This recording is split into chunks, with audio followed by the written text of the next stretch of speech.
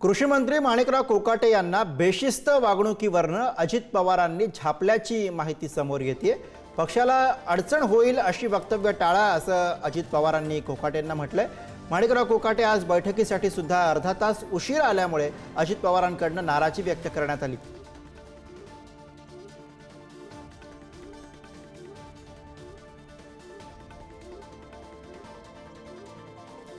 आणि याच विषयी आपण अधिक माहिती घेऊया। प्रतिनिधी आवेश तांदळे सध्या आपल्या सोबत आहेत। आवेश, माणिकराव कोकाटे मागच्या काही काळामध्ये त्यांच्या विधानांवरनं वादात सापडलेले होते आणि आता अजित पवार यांनी त्यांना झापले अशा स्वरूपाची माहिती काय कळतंय?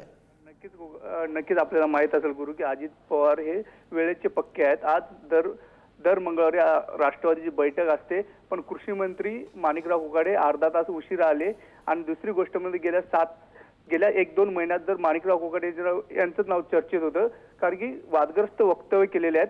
जेव्हा मंत्रिपद मिळत त्यांनी पहिले टार्गेट छगन भुजबळ यांच्यावर टीका केली होती, त्यानंतर सुद्धा पक्षाने त्यांना तंबी दिली होती की तुम्ही छगन भुजबळ यांच्याबद्दल काही बोलू नका। त्यानंतर पीक विम्याबद्दल त्यांनी एक वादग्रस्त विधान केलं होतं। त्यानंतर सुद्धा राज्य सरकारला ते विधान सांभाळण्यासाठी बऱ्याच कष्ट घ्यावे लागले, कारण विरोधक आक्रमक झाले होते, जागोजागी आंदोलन सुद्धा झाले होते। आणि काल परवा जेव्हा पाहणी करण्यासाठी गेले होते त्यावेळेस कर्जमाफीबद्दल शेतकऱ्यांना सुनावलं होतं।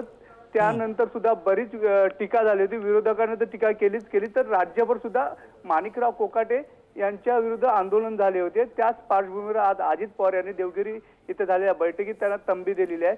कसं बोलायचं माध्यमांना ते सुद्धा त्यांना सांगितलेलं आहे आणि कुठलंही वादग्रस्त वक्तव्य करू नका अशा प्रकारे तंबी दिली आहे, जेणेकरून सरकार अडचणीत येईल असले कुठलंही वक्तव्य करू नका म्हणून माणिकराव कोकाटे यांना तंबी दिलेली आहे। गुरुप्रसाद बरोबर, त्यामुळे अनेक वक्तव्यांनी वादात सापडलेल्या माणिकराव कोकाटे यांना उपमुख्यमंत्री अजित पवार यांनी तंबी दिलेली आहे। धन्यवाद या सगळ्या सविस्तर माहितीसाठी।